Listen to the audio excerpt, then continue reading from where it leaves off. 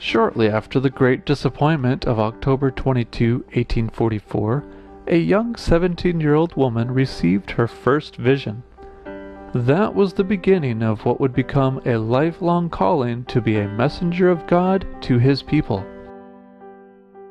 Throughout her ministry, Ellen White wrote of the life of Christ and shared what it meant to be a Christian.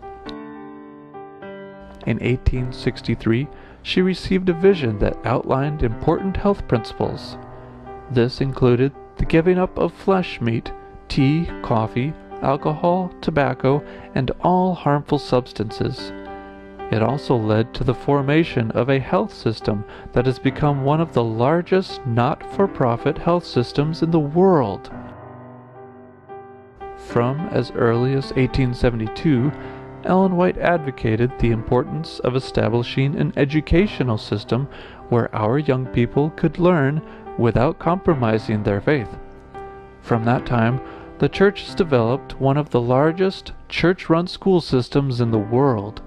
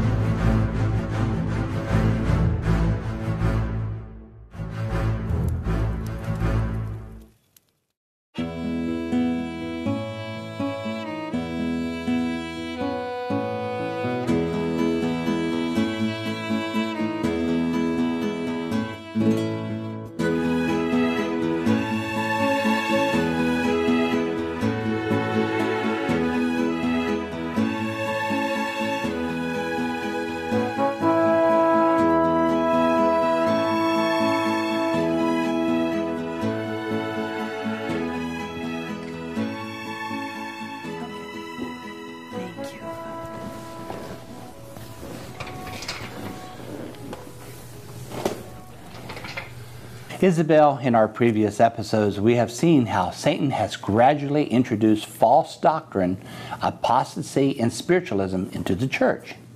Yes. You know, when you look at the big picture and see how far we have backslidden, it's really very disheartening. We're no different from ancient Israel. No wonder Ellen White speaks of those who will sigh and cry for the abominations done in the church. But you know, this shouldn't surprise us because Revelation 12:17 warns us that Satan is wroth with the church and is making war with it.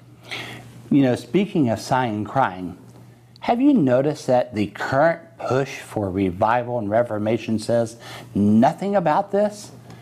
There is very little or no mention of the things we have documented. How can they have revival and reformation without addressing these issues? Well, they can't. And because it has become so widespread, only God can bring about a change. Yes, it has become widespread. Standards have dropped, our schools have been compromised, and even our health institutions have been infiltrated by New Age philosophies. Then we should look into this and document these things. That sounds good to me. How about I look at our educational system? Okay, I'll take a look at our health system, and perhaps we can both finish by maybe looking at standards.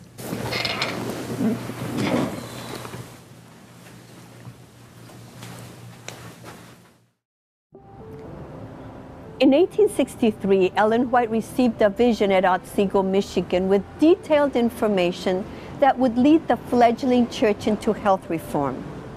3 years later, on September 5, 1866, the church's first sanitarium was built in Battle Creek, Michigan, and named Western Health Reform Institute. The sanitarium started out small, but would eventually become a world-class hospital where even presidents would come for treatment. The Institute treated 106 patients in 1866 and 7,006 in the year 1906. By 1876, John Harvey Kellogg became the superintendent. 2 years later, a new building was built to cater to the increased number of patients. From the beginning, the health work used natural methods like hydrotherapy to treat people. This was based on Bible and spirit of prophecy teachings. Patients' physical needs were met, but the health work was also a means of reaching people spiritually. Kellogg's success quickly became known throughout the nation. His influence in Battle Creek, where the heart of the work was situated, became immense. Ellen White saw this danger and made the following comment in 1902. I'm writing on the life of Solomon, and I wish to write more on the case that I have so many times brought before Dr. Kellogg as illustrative of his own dangers, the case of Nebuchadnezzar. Over and over again, I have warned the doctor not to follow the course of this king who said, "Is not this great Babylon that I have built by the might of my power and for the honor of my majesty?" Dr. Kellogg is now pursuing a similar course in Battle Creek. However, Kellogg did not heed Ellen White's repeated warnings. By the late 1800s, he had accepted the teachings of pantheism, and by his influence began teaching it in Adventism. Many of those working at the Battle Creek Sanitarium were influenced by his subtle arguments. This brought about a crisis in the church. On Tuesday, February 18, 1902, the Battle Creek Sanitarium was burned to the ground. This was no accident. In the same manuscript, Ellen White continues, I am told that he made the remark that he was glad that the old sanitarium buildings burned down. Brethren, those buildings burned down as a reproof to him, but instead of taking it thus, he has given place to self-exaltation. Over the next few years, the pantheism crisis was met, but many people were deeply affected by it. Today, the Seventh-day Adventist Church runs one of the most comprehensive health systems in the world. But is it being run according to God's standards?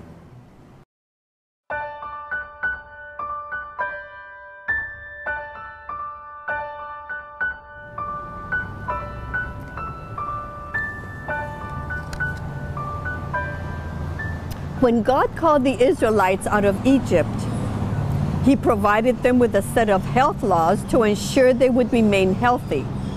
Likewise, when the Seventh-day Adventist Church was formed through God's guidance, He provided even more detailed health laws to ensure that His people would remain healthy in this degenerate and sinful age. Part of this counsel included the giving up of eating meat. In the book Counsels on Diet and Foods, we read, "Not an ounce of flesh meat should enter our stomachs. The eating of flesh is unnatural. We are to return to God's original purpose in the creation of man. And those who use flesh meat disregard all the warnings that God has given concerning this question. They have no evidence that they are walking in safe paths. They have not the slightest excuse for eating the flesh of dead animals." Meat eating is a serious issue. Seventh-day Adventists have clear counsel regarding this. When they fail to heed it, they show they're not walking in safe paths. So, how do Seventh-day Adventists fare concerning this counsel? According to the latest Adventist health study of 96,000 Adventists from North America, 10% are pesco-vegetarian who eat fish regularly. 6% are semi-vegetarian who consume red meat and fish less than once per week, and 48% are non-vegetarian. This means 64% of Adventists in North America consume meat and are not following God's counsel. No wonder the church is in the condition it is. What is really sad is that according to this next quote from Counsels on Diet and Foods, page 382, many of these people will give up the truth. Greater reform should be seen among the people who claim to be looking for the soon appearing of Christ. Health reform is to do among our people a work which it has not yet done. There are those who ought to be awake to the danger of meat eating who are still eating the flesh of animals, thus endangering the physical, mental, and spiritual health. Many who are now only half converted on the question of meat eating will go from God's people to walk no more with them. That is a serious warning we all need to heed. Could eating meat really lead to giving up the truth? Listen as Ellen White continues. It has been clearly presented to me that God's people are to take a firm stand against meat eating. Would God for 30 years give his people the message that if they desire to have pure blood and clear minds, they must give up the use of flesh meat if he did not want them to heed the message? By the use of flesh meats, the animal nature is strengthened and the spiritual nature weakened. And the sickness that has visited many families in Battle Creek need not have been if they had followed the light God has given them. Like ancient Israel, they have disregarded the light and could see no more necessity of restricting their appetite than did ancient Israel. The children of Israel would have flesh meat and said, as many now say, "We shall die without meat." God gave rebellious Israel flesh, but his curse was with it. Thousands of them died while the meat they desired was between their teeth. We have the example of ancient Israel and the warning for us not to do as they did. Their history of unbelief and rebellion is left on record as a special warning that we should not follow their example of murmuring at God's requirements. How can we pass on so indifferently, choosing our own course, following the sight of our own eyes, and departing farther and farther from God as did the Hebrews? God cannot do great things for his people because of their hardness of heart and sinful unbelief. Israel's history reveals just what happens when we disobey God's clear instructions. All the adults, except for Joshua and Caleb, died in the wilderness because of their disobedience and desire for the flesh pots of Egypt. It's not just in meat eating that Adventists are disregarding God's counsel. Ellen White also warned against consuming tea and coffee. In Counsels on Diet and Food, she wrote, "Tea and coffee drinking is a sin, an injurious indulgence which, like other evils, injures the soul." How many Seventh-day Adventists continue to consume tea or coffee?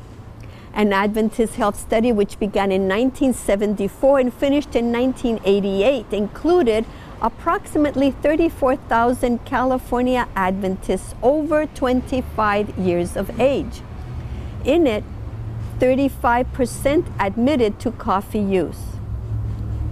No doubt the statistics are far worse 25 years later because many Adventist churches now serve caffeinated beverages in their lobbies and fellowship halls. Another area where God's counsel has been ignored is the consumption of alcohol. Solomon wrote in Proverbs 20 verse 1, "Wine is a mocker, strong drink is raging, and whosoever is deceived thereby is not wise." Through the spirit of prophecy, God has given even clearer warning against the use of alcohol.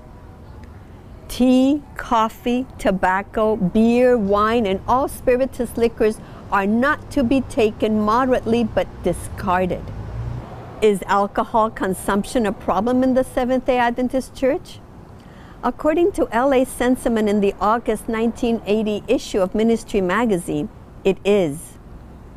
The Adventist doctor who has related his experience in connection with this article raises some painful questions for us as fellow Seventh-day Adventists. Often in the past, we have not been willing even to admit that we have an alcoholic problem in our church.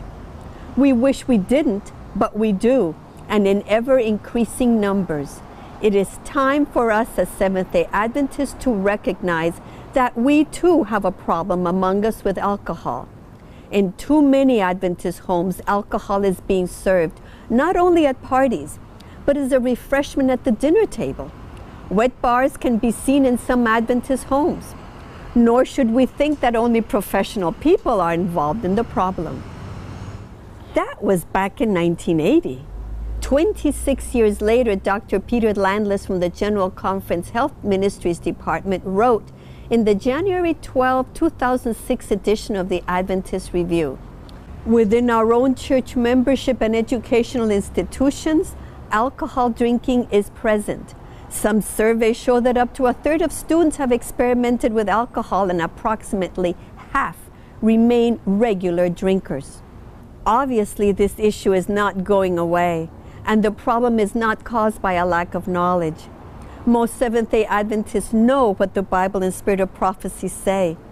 At the heart of the problem is the lack of true conversion in the church. Those who love God with all their hearts will follow His counsel.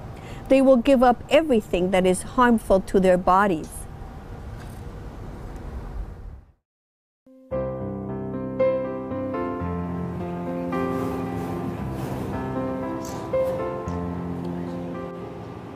It's not just church members who are neglecting the health message. The entire Adventist health system has failed to follow God's counsel. When our health institutes first began, flesh food was served to patients who thought they could not do without meat. In some cases, the diet was largely composed of meat. However, Ellen White counseled this was not according to God's order. In 1884, she wrote, "You're all acquainted with the light upon the subject of health reform, but when I visit the retreat, I see that there is a very marked departure from health reform on the matter of meat eating, and I'm convinced that there must be a change, and at once. Your diet is largely composed of meat. God is not leading in this direction. The enemy is seeking to establish the diet question upon a wrong basis by leading those in charge of the institution to accommodate the diet to the appetite of the patients." Then she said, "I cannot admit that we are moving in God's order. We must have a different order of things or give up the name health retreat, for it is wholly inappropriate. The Lord has shown me that the Health Institute must not be molded to meet the appetite or any person's ideas. I am aware that the excuse for the meat eating allowed in the institution has been that the pleasure seekers who come are not pleased with any other diet. Then let them go where they can obtain the diet they wish. When the institution cannot be conducted, even for guests, according to right principles, then let it drop the name it has assumed." At that time, Ellen White understood that health reform was progressive and did not counsel eliminating all flesh food from our health institutions. However, she did note that, "You may ask, would you do away entirely with meat eating? I answer, it will eventually come to this, but we're not prepared for this step just now. Meat eating will eventually be done away. When meat is not used as it has been, you will learn a more correct way of cooking and will be able to supply the place of meat with something else." The principal objection with physicians and helpers at the health retreat to discarding a meat diet is that they want meat and then plead they must have meat. Therefore, they encourage its use. But God does not want those who come to the health retreat educated to live on a flesh diet. By parlor talks and by example, educate in the other direction. This will call for great skill in the preparation of wholesome food. More labor will be required, but nevertheless, it must gradually be done. Use less meat. Let those who do the cooking and those who bear the responsibility educate their own tastes and habits of eating in accordance with the laws of health. By 1898, the Battle Creek Sanitarium eliminated flesh food from its meals, and in 1903, the St. Helena Sanitarium in California also took this step. This decision took a lot of courage by those responsible for running these health institutes. Would they risk losing patients by obeying God? Yes.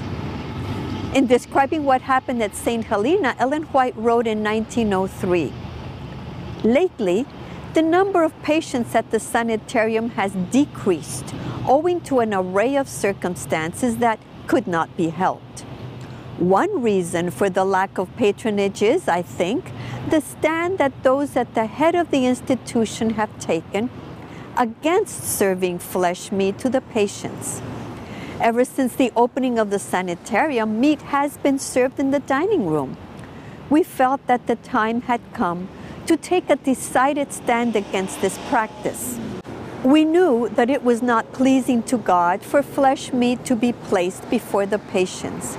Now, no tea, coffee, or flesh meat is served in the institution. We are determined to live out the principles of health reform, to walk in the way of truth and righteousness. We shall not, for fear of losing patronage, be half and half reformers. We have taken our position, and by God's help, we shall stand by it."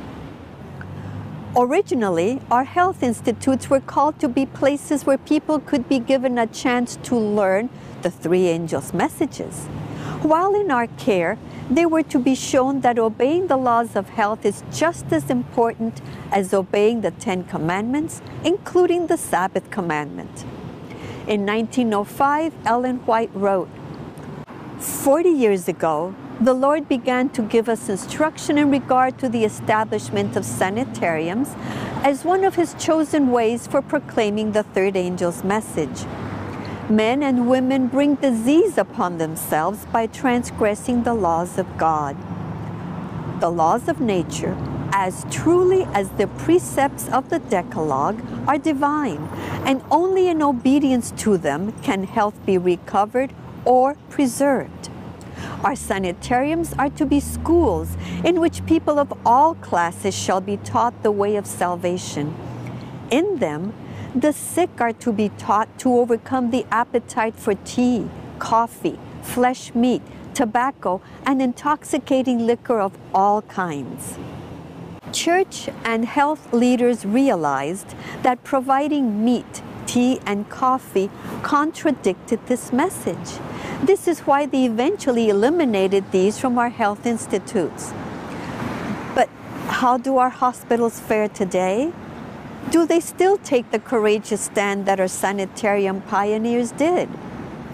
Many Adventist hospitals now serve tea, coffee, and meat to their patients and guests. As you can see from this menu, the Florida SDA Hospital offers meat in their cafeteria. According to the Adventist Health website, most of their hospitals feel it is not their purpose to impose a vegetarian diet on patients. Instead, they provide everything the patient wants to create a comfortable, healing environment for those they serve. By serving meat, tea, and coffee to their patients, how are they creating a healing environment? These substances damage the body both physically and spiritually. What kind of witness is this? Remember, part of the purpose for building sanitariums or hospitals was to provide a place where people could be taught the three angels' messages. This is not the purpose anymore. Instead, the focus is making money and being successful. Many of the doctors and nurses employed in our hospitals are not even Seventh-day Adventists. How can these people share the three angels' messages with the sick? Our sanitariums used to be places where people were taught the importance of obeying the laws of health, and they were treated according to those laws. Notice what Ellen White wrote in Counsels on Diet and Foods. There are many ways of practicing the healing art, but there's only one way that heaven approves. God's remedies are the simple agencies of nature that will not tax or debilitate the system through their powerful properties. Drugs are expensive, both in the outlay of means and the effect produced upon the system. Pure air, sunlight, abstemiousness, rest, exercise, proper diet, the use of water, trust in divine power, these are the true remedies. Today, our hospitals do not teach people the laws of health anymore, and they don't use these laws to treat people. The natural remedies that our sanitariums once used are considered quackery. Instead, the focus is on quick fixes by means of drugs and surgery. Consequently, people don't learn that violating the laws of health results in sickness. Now, we're not advocating that our hospitals completely stop using drugs and performing operations. Dr. Kellogg performed operations when needed. Clearly, there is a need for those when the circumstances require it. But when these are wholly relied upon, our hospitals are no longer following the blueprint. In effect, there's not much difference between worldly hospitals and Seventh-day Adventist hospitals.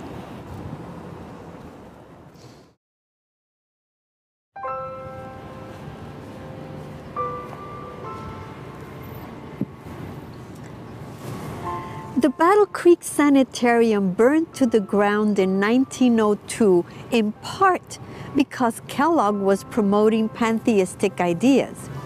To help finance the rebuilding of the sanitarium, Kellogg tried to publish his book Living Temple through the Review and Herald.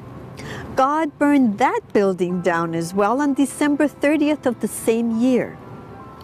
Over 100 years have passed, and to a large degree, Seventh-day Adventists have forgotten this history.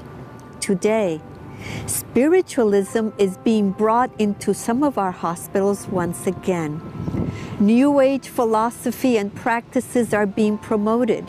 This includes meditation, yoga, Tai Chi, acupuncture, relaxation and guided imagery, and Qigong. In the last episode, we discovered how New Age or Eastern meditation practices have come into the church. It's no surprise that they have also come into some of our hospitals. In late 2013, the Daily Telegraph reported, health guru Petria King brings cancer program to Sydney Adventist Hospital. It notes, the program, previously only available at the Quest for Life Center in the Southern Highlands, will start on October 16th at the Sydney Adventist Hospital's Cancer Support Center. The article notes, Ms. King is a qualified naturopath, herbalist, homeopath, yoga, and meditation teacher and counselor. She founded the Quest for Life Foundation in 1989. On the Quest for Life website, meditation is described as, in meditation, we unveil the treasure of our human being beyond our human doing. Meditation is like relaxation for the mind. It is very simple. Observe and let go. Not holding on to thoughts or feelings, not adding to them, not resisting them, just observing and letting go. As we quieten the chatter of our minds, we discover an inner wellspring from which intuition, joy, inspiration, imagination, wisdom, and contentment can effortlessly flow. Meditation becomes that sacred space in which we replenish and refresh ourselves. In our last episode, we learned that sacred space is a term used to describe the silence or state one enters during meditation. It is not the first time Ms. King has taught New Age meditation at the Sydney Adventist Hospital. According to the Sydney Meditation Center website, Petrea taught a day of meditation and experiencing the point of stillness in 2009.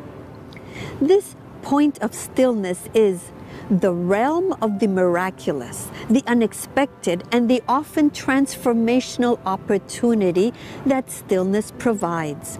In stillness, we hear what is unsaid and see what is invisible. On her Quest for Life website, Petrea provides a document titled Meditation Matters. It gives more information about what she teaches in regard to meditation. In meditation, we literally loosen our attachment to our second nature, our acquired nature, the overlaid patterning of the past, and experience the truth of our consciousness or first nature. Meditation has no particular religious connection, though the mystics of every great religion practice it in some form. Its practice creates the rich possibility for experiencing all that is sacred within and around us. It is the state in which we directly experience our true nature, our essence, our consciousness, our connection to the creative spirit. This sounds very much like pantheism. Now, why would an Adventist hospital allow someone to teach pantheism and Eastern meditation to cancer patients? On the Adventist Healthcare website, meditation is promoted as a safe practice to treat addictive behaviors, stress, anxiety and depression, high blood pressure, and more. It says, Eastern philosophies have recognized the health benefits of meditation for thousands of years. Meditation is now widely practiced in the West, with the belief that it has positive effects on health. Two meditation techniques are most commonly used: concentrative and mindful. Concentrative meditation, such as transcendental meditation known as TM, focuses on a single image, sound, or mantra, words that are spoken or sung in a pattern, or on your own breathing.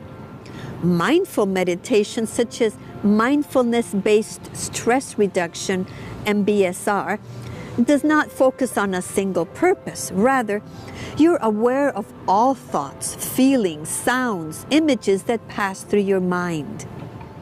Clearly, Adventist healthcare is promoting Eastern meditation as a positive practice for health. Another form of meditation is yoga. This is also being promoted in our health institutes. Yoga is a term for physical, mental, and spiritual disciplines that originated in ancient India. It's one of the 6 orthodox schools of Hindu philosophy. Various traditions of yoga are found in Hinduism, Buddhism, Jainism, and Sikhism. It's promoted as an exercise that can help improve health, but it is steeped in Eastern philosophy and Christians should avoid it. Notice that the Adventist Healthcare website considers yoga to be a safe form of exercise. Most people who try yoga for meditation find that it increases their flexibility and reduces stress. If you suffer from a long-term or chronic medical condition, you can often combine yoga and conventional medical treatment. Several studies have shown that yoga helps lower blood pressure, improve a person's sense of well-being, and can help people who have asthma learn to breathe more easily. A study determined that a 6-month yoga program improved fatigue in people with multiple sclerosis. The website points out that Hatha is the type of yoga being promoted. It says, Hatha is one of many types of yoga. While each type focuses on different aspects of yoga, all share the same goal, which is not only improved physical and mental health, but achievement of oneness with a higher being, the self, or some form of higher awareness. Anybody familiar with New Age terminology will realize that the Adventist Health website is promoting spiritualism. Just listen to one yoga teacher explain the purpose of yoga. Yoga means union. It is truly an awakening of the health and wholeness of each of us, becoming one in body, mind, heart, and spirit. We open ourselves to the oneness of our individual self with the greater universal self through the yoga practice. Hatha yoga, the physical practice of postures, actions, and breath work, specifically approaches this state of union through the body. Through the practice of physical poses, breath work, meditation, and relaxation, you'll develop more flexibility, strength, and inner peace. Awareness of your true self, the unlimited potential within, is awakened as the blocks to becoming that greater self are revealed through the practice. Gradually, you release those blocks and bring forth new possibilities in body and mind. Yoga is nothing more than a tool to promote Eastern mystical spiritualism. It's based on pantheism. The Adventist Healthcare website not only promotes yoga, but they also advertise classes to learn it. Learn yoga exercises to ease tense muscles, tone the internal organs, and improve flexibility of joints and ligaments. This was taught at both Washington and Shady Grove Adventist hospitals. Many other Adventist hospitals promote yoga, such as Adventist Bolingbrook Hospital, part of Adventist Midwest Health, Adventist Glen Oaks Hospital, also part of Adventist Midwest Health, San Joaquin Community Hospital, Sonora Regional Medical Center, Ukiah Valley Medical Center, Simi Valley Hospital. Yoga has even been taught to children at the Florida Hospital. Now, why would Seventh-day Adventist hospitals want to teach yoga?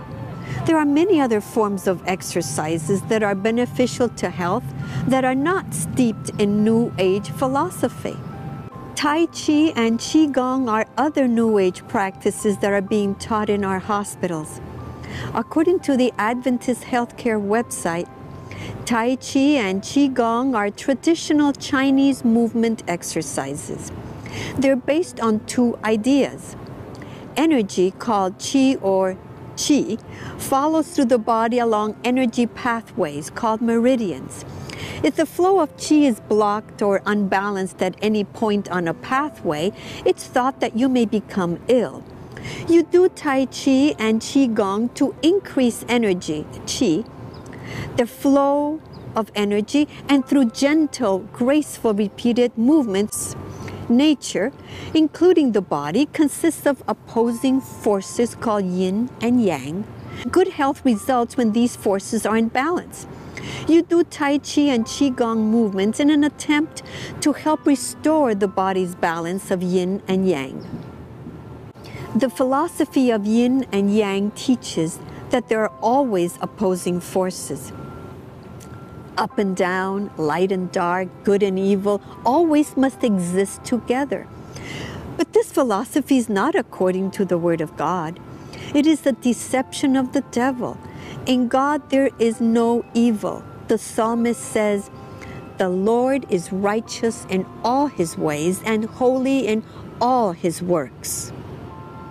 Of course, the Adventist Healthcare website says it does not condone or support all of the content covered in this site. The problem is, what parts of the information don't they support? Those visiting are hard-pressed to identify what is endorsed and what is not. To avoid confusion, wouldn't it be better not to have the information on their site at all? Despite what they may or may not endorse, Washington Adventist Hospital, which is part of the Adventist Healthcare Organization, advertised Tai Chi classes back in 2011. Also, Simi Valley Hospital advertises Tai Chi and Qigong on their website. In fact, Qigong is taught on Sabbath mornings. Another example where spiritualist New Age philosophy is appearing in our hospitals can be seen at St. Helena Hospital, not far from where Ellen White spent her last days. Here you will find the Martin O'Neill Cancer Center, which features a 13-foot tree called the Hope Tree. It's the first thing you see when you enter the center. According to the August 2010 issue of the Pacific Union Recorder, engraved on the tree are 48 symbols of hope from around the world, representing different cultures and faiths. Those symbols include the spiral, the phoenix, and the lotus, among others. In a brochure made available at an open house held in November 2009, the symbols are described as follows. Spiral. This ancient symbol found on every continent may have represented the life, death, rebirth cycle to our ancestors. Unfurling upward and outward, we are drawn to its motion. Like the spiral, we look up and outward, hoping there is more to our existence than we know. Phoenix. The phoenix rising from the ashes is a classic Greek symbol of rebirth. It reminds us that in embracing life, we can overcome death. Lotus, the symbol of enlightenment in many cultures. In the occult world, the spiral symbolizes the Kundalini force, also a type of yoga, and a rising in consciousness. The phoenix is a mythological bird associated with sun worship. It also symbolizes immortality, an occult alternative to Christian salvation. The lotus is a symbol of the mystic center, evolution, bisexuality, etc. The back cover of the brochure mentions the healing nature of the tree. This is nothing more than pagan idol worship.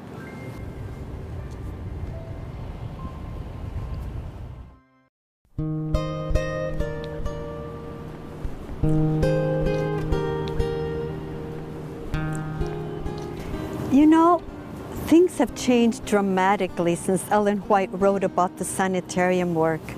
For example, a press release from the Loma Linda University Medical Center mentioned the arrival of Santa Claus, a visit from professional baseball players and local superheroes to entertain children.